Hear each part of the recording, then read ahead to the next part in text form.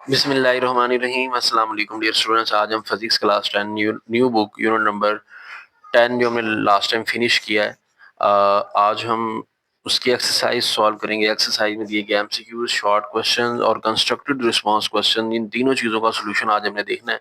तो वीडियो को आपने लास्ट तक देखना है ताकि आपको ये एक्सरसाइज कंप्लीट समझ आ सके, एमसीक्यू सॉल्व करने का तरीका भी पता चल सके और शॉर्ट क्वेश्चन के correct answers, constructed response question जो कि नीचे दिए गए हैं, इनके करेक्ट आंसर्स भी आपको पता चल सके। क्योंकि अब पेपर में एक्सरसाइज से काफ़ी ज़्यादा क्वेश्चन आते हैं, तो इसलिए एक्सरसाइजेस की बहुत ज़्यादा अहमियत है। एक्सरसाइजेस को आप किसी सूरत स्किप नहीं कर सकते। तो इस वीडियो में आपको आसान से आसान वर्डिंग में इनके आंसर्स बताए जाएंगे ताकि आपको याद करने में भी आसानी हो। तो हम स्टार्ट करते हैं वीडियो को। सबसे पहला एमसीक्यू है, when the temperature of a rod of a copper is increased then its length, कह रहे कि ना कॉपर का वो रॉड है उसका हमने ना टेम्परेचर बढ़ा दिया तो उसकी लेंथ को क्या होगा। अब हमने पढ़ा हुआ है कि ना जब आप किसी मेटल का टेम्परेचर बढ़ाते हो तो उसमें थर्मल एक्सपेंशन होती है, तो उसकी लेंथ जो है वो इंक्रीज हो जाती है। ये हमने लीनियर थर्मल एक्सपेंशन में पढ़ा था। एक रॉड को हमने जब हीट किया था उसकी लेंथ में चेंज आ गया था, तब्दीली आ गई थी, लेंथ में इजाफा हो जाता है। तो इंक्रीज ऑप्शन होगा पहले एमसीक्यू 10.1 का, बी ऑप्शन करेक्ट है। दूसरा है the amount by which unit length of a material increase, कह रहा है कि वो मिकदार जिससे किसी मटेरियल की लेंथ जो है वो इंक्रीज होती है जब टेम्परेचर 1 डिग्री सेंटीग्रेड हम बढ़ाते हैं। तो इस चीज़ को हम क्या कहते हैं, ये किसकी डेफिनेशन है? ये डेफिनेशन है लेंथ में इंक्रीज हो रहा है ना, तो ये कॉफिशिएंट ऑफ लीनियर एक्सपेंशन होगा। अगर वॉल्यूम इंक्रीज है तो कोएफिशिएंट ऑफ वॉल्यूम एक्सपेंशन होता है। तो यहाँ पे चूंकि लेंथ इंक्रीज हो रही है, टेम्परेचर 1 डिग्री राइज करने से 1 मीटर लेंथ में इजाफा हो गया अगर, तो इसका मतलब ये उसका कोएफिशिएंट ऑफ लीनियर एक्सपेंशन होगा। तो सी वाला ऑप्शन करेक्ट है। एमसीक्यू नंबर 2 का सी ऑप्शन करेक्ट है। दूसरा, what does liquid turns into once it evaporated, जब हम लिक्विड को इवेपोरेट करवाते हैं तो वो किस में तब्दील हो जाता है? गैस में चला जाता है, वाटर वेपर्स में चला जाता है, एयर में चेंज हो जाता है, या बोथ ए एंड बी। अब देखें, लिक्विड गैस में चेंज हो जाता है, गैस को वाटर वेपर्स भी हम कहते हैं, तो ए और बी दोनों ऑप्शन करेक्ट बनते हैं। तो इसलिए आप तीसरे का डी लगाएंगे, both A and B.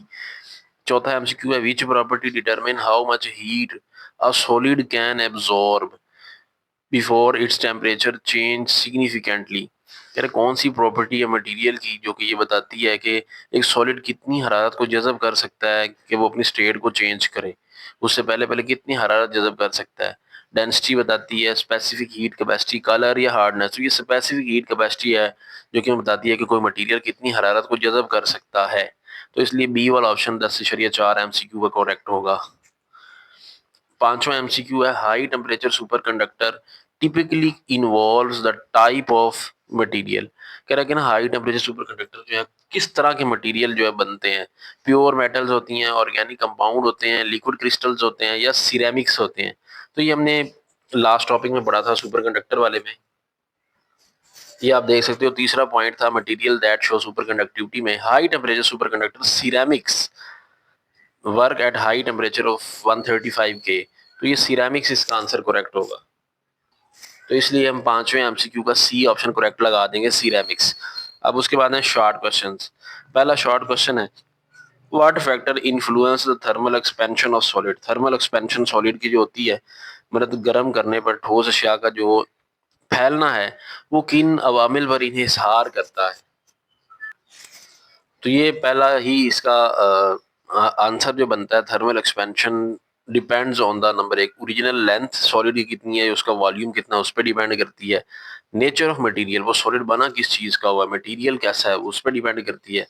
Rise in temperature, temperature कितना राइज किया हमने, उस चीज पे डिपेंड करती है थर्मल एक्सपेंशन सॉलिड की।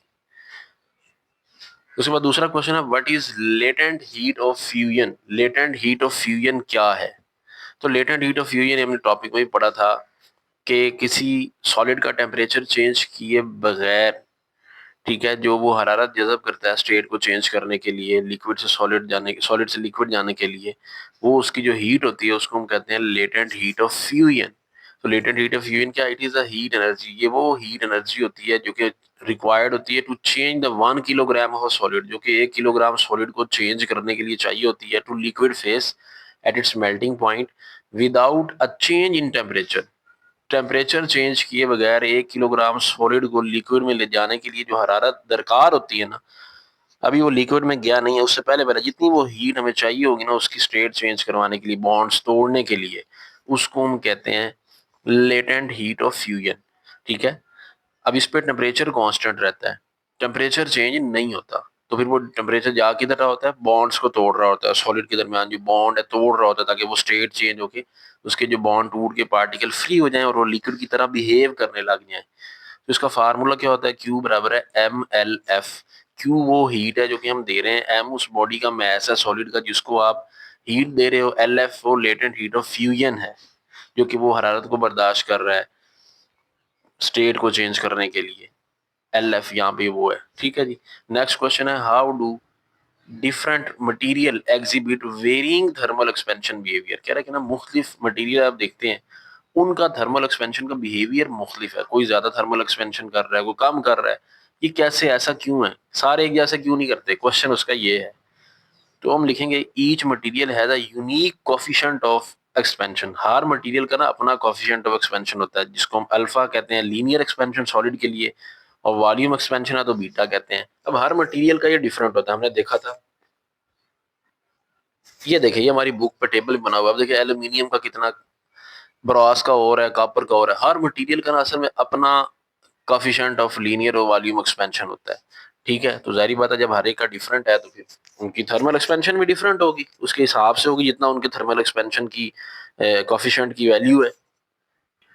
तो इसका आंसर हम यूं लिखेंगे, each material has a unique coefficient of expansion alpha beta. हर एक की अपनी वैल्यू होती है अल्फा बीटा की मटेरियल की। For example metal generally expand more than non metal, metals का एक्सपेंशन ज्यादा होता है नॉन मेटल से। Liquid sorry solid expand least, solid में एक्सपेंशन एक्सपेंशन कम होती है क्योंकि सॉलिड के पार्टिकल जुड़े होते हैं, बॉन्ड को तोड़ना थोड़ा मुश्किल होता है, एक्सपेंशन कम होगी। Liquid expand more then solid, liquid में सॉलिड से ज्यादा होगी, पार्टिकल जो फ्री होते हैं। गैस में सबसे ज्यादा एक्सपेंशन होगी। ठीक है जी, तो ये डिपेंड करता है आपका मटेरियल किस तरह का है, उसमें इंटरमॉलिक्यूलर फोर्सेस किस तरह की हैं, तो ये उस चीज पर डिपेंड करता है, इसलिए हर मटेरियल डिफरेंट लेवल का एक्सपेंशन शो कर रहा होता है। चौथा सवाल है, how does evaporation contribute to the cooling process in everyday life. तरह कि जो इवेपोरेशन का फिनोमिना है ये कूलिंग काज करता है, हमने ये पढ़ा था इवेपोरेशन काज कूलिंग, इवेपोरेशन ठंडक का बायस बनती है। कह रहा है ये डेली लाइफ रोजमर्रा जिंदगी में कैसे हेल्पफुल है हमारी, कैसे ये रोल प्ले कर रही है। High energy molecule escape from the surface. तो इवेपोरेशन में क्या होता है कि जब बॉडी जो होती है वो हीट होती है, उसके ऊपर जब हम पानी डालते हैं ना तो उससे क्या होता है कि जो पानी के पार्टिकल्स हैं वो गर्म बॉडी से एनर्जी गेन करते हैं, और वो एनर्जी गेन इतनी कर लेते हैं कि वो स्केप आउट होते हैं इनटू द एयर। तो सरफेस में से उड़ के अभी बुखारात बन के उड़ के हवा में चले जाते हैं, लीविंग लो एनर्जी पार्टिकल बिहाइंड। अब जाहिर बात है गरम चीज थी, गरम चीज के ऊपर हमने लिक्विड डाल दिया, अब लिक्विड क्या करेगा, वो पार्टिकल जो कि लिक्विड के वो उस हॉट चीज से जिसके ऊपर हमने उसको डाला हुआ है पानी को, वो पार्टिकल जो कि एनर्जी गेन कर लेंगे ना, हीट एनर्जी उस चीज से, वो तो एस्केप हो जाएंगे।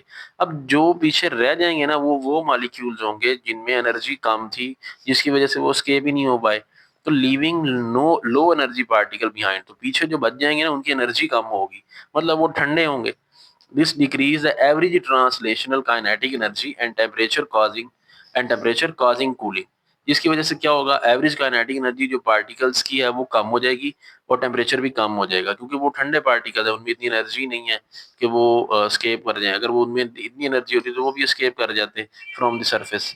तो वो पीछे जो रह जाते हैं ना वो लो एनर्जी लो टेम्परेचर वाले पार्टिकल होते हैं, उनका काइनेटिक एनर्जी लो होती है, तो जिसकी वजह से उनका टेम्परेचर लो होगा, बेचारी पर ठंडक फील होगी हमें, तो कॉजिंग कूलिंग। अब इसकी एग्जांपल क्या है, डेली लाइफ से एग्जांपल भी देनी है क्योंकि डिमांड की गई थी एवरीडे लाइफ में, पता है।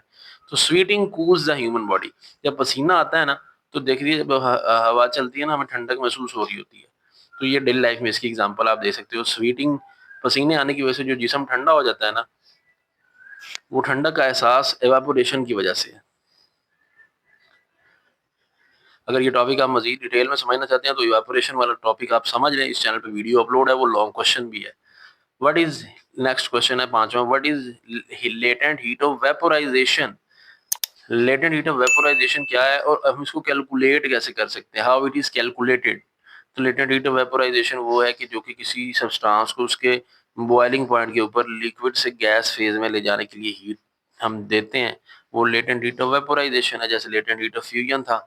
It is a heat energy needed to change 1 kilogram of a liquid into gas. 1 kilogram पानी को गैस में चेंज करने के लिए उसके बॉइलिंग पॉइंट पर जो आप हीट देंगे ना, टेम्परेचर चेंज किए बगैर, उसको हम कहते हैं लेटेंट हीट ऑफ वेपोराइजेशन।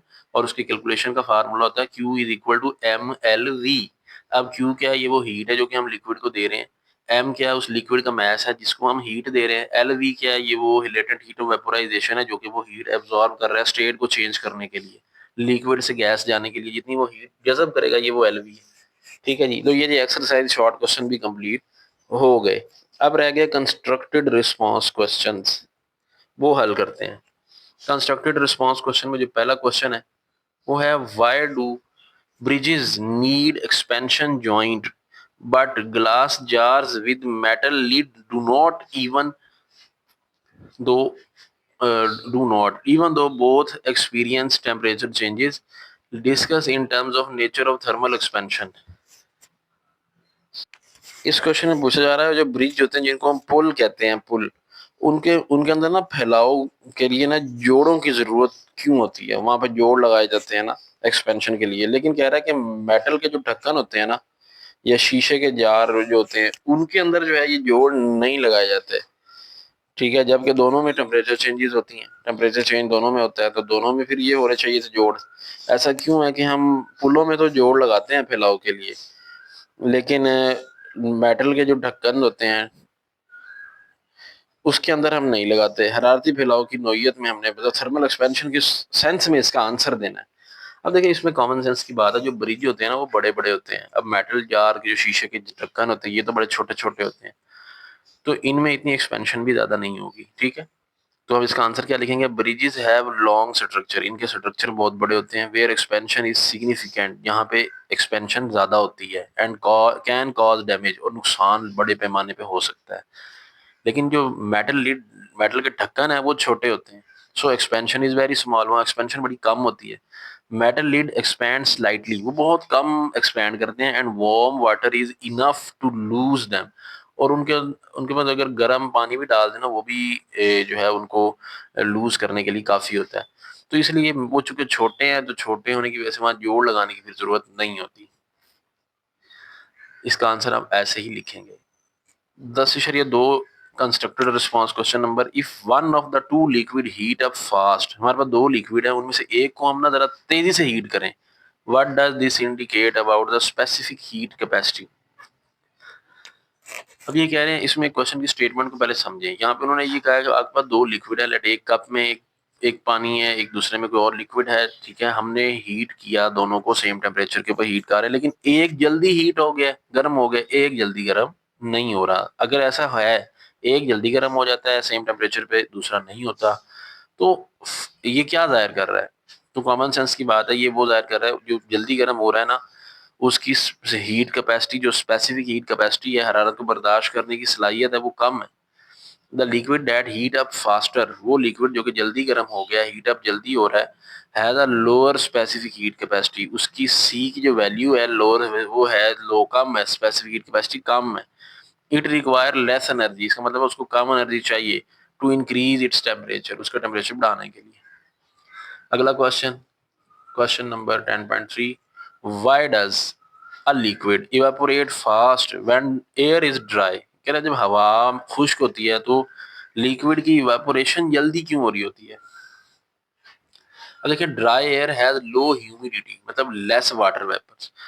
अब जो खुश्क हवा है ना उसके अंदर नमी नहीं है, उसके अंदर वाटर वेपर्स ऑलरेडी तो है नहीं, तो फिर वो क्या करेगा, जो लिक्विड अवेलेबल होगा उसके वेपर्स को जल्दी अपनी तरफ खींचेगा। ठीक है, अगर पहले ही हवा में नमी होगी, वाटर वेपर पहले ही होंगे, तो फिर वो जाहिर बात है देर लग जाएगी लिक्विड को एवापोरेट करवाने में। तो it allow more liquid molecule to escape into the air rapidly. तो इसलिए ये जो लो ह्यूमिडिटी है, लेस वेपर्स है हवा में, ये अलाउ करेंगे ताकि लिक्विड के मॉलिक्यूल जल्दी जल्दी हवा में आ जाएं। देयरफॉर इवेपोरेशन बिकम फास्टर, फिर इवेपोरेशन जल्दी होगी। 10.4 सवाल है, when a piece of ice melt, जब बर्फ का एक टुकड़ा मेल्ट होता है, टेम्परेचर डज नॉट इंक्रीज, तो टेम्परेचर नहीं बढ़ता। Even though heat is supplied, अगर से हम हीट भी सप्लाई कर रहे होते हैं, वेयर डज दिस एनर्जी गो, फिर ये एनर्जी जा कहाँ रही होती है। ये अभी हम ऊपर लेटेस्ट हीट ऑफ फ्यूजन में पढ़ के भी आए हैं कि जब आप बर्फ को हीट कर रहे होते हो ना, तो वो लिक्विड में फौरन नहीं चेंज होती, पहले बर्फ पिघलने में बॉन्ड टूटने होते हैं, वो एनर्जी पहले बॉन्ड को तोड़ने में यूज हो रही होती है, फिर बाद में जब टोटली बॉन्ड टूट जाते हैं फिर वो लिक्विड में चला जाता है। This energy is use to break bond in ice to change the state, वो एनर्जी बेसिकली बर्फ के मॉलिक्यूल्स के दरमियान जो बॉन्ड है उनको तोड़ रही होती है ताकि चेंज स्टेट करें, स्टेट को चेंज किया जा सके, लिक्विड को गैस में सॉलिड को लिक्विड में ले जाया जा सके। This energy is called latent heat of fusion, इस एनर्जी को हम क्या कहते हैं, latent heat of fusion. It is important, ये अहमियत की हामिल है, क्यों, क्योंकि it allow the state change at constant temperature, क्योंकि कांस्टेंट टेम्परेचर को पे स्टेट को चेंज कर रही होती है। आखिरी क्वेश्चन है, why do the electric transmission wire, बिजली की तारें sag in summer and tighten in winter, उनको सर्दी में सख्त कर दिया जाता है और गर्मियों में ढीला क्यों छोड़ा जाता है, क्योंकि गर्मियों में थर्मल एक्सपेंशन होती है इसलिए कुछ ढीला छोड़ देते हैं। ठीक है जी, in summer metal undergo thermal expansion and increase the length, तो इसलिए हम उनको ढीला छोड़ देते हैं ताकि थर्मल एक्सपेंशन हो सके। In winter they thermally contract and shorten, तो सर्दियों में उन्होंने शॉर्टर हो जाना होता है, कॉन्ट्रैक्शन होनी होती है, तो इसलिए बिजली की तारों को हमेशा थोड़ा ढीला छोड़ा जाता है ताकि गर्मियों में एक्सपेंशन आसानी से हो सके और सर्दियों में कॉन्ट्रैक्शन आसानी से हो सके। ठीक है जी, अगर ऐसा नहीं करेंगे तो तार टूट जाएगी, टूटने का खतरा है, टेढ़ी हो जाएंगी। तो ये थे शॉर्ट क्वेश्चन चैप्टर नंबर 10 के। कंस्ट्रक्टेड रिस्पांस क्वेश्चन भी देखे, शॉर्ट क्वेश्चन भी देखे, एमसीक्यू भी देखे। उम्मीद करते हैं ये वीडियो आपको पसंद आई होगी। वीडियो पसंद आई है तो इसे लाइक करें, चैनल पर नए हैं तो चैनल को सब्सक्राइब भी करें। इस चैनल पर क्लास 10 के मैथ और केमिस्ट्री के लेक्चर भी अपलोड होते हैं, उनको भी देखा करें। मिलते हैं नेक्स्ट वीडियो में जल्द, अपना ख्याल रखिएगा, अल्लाह हाफिज।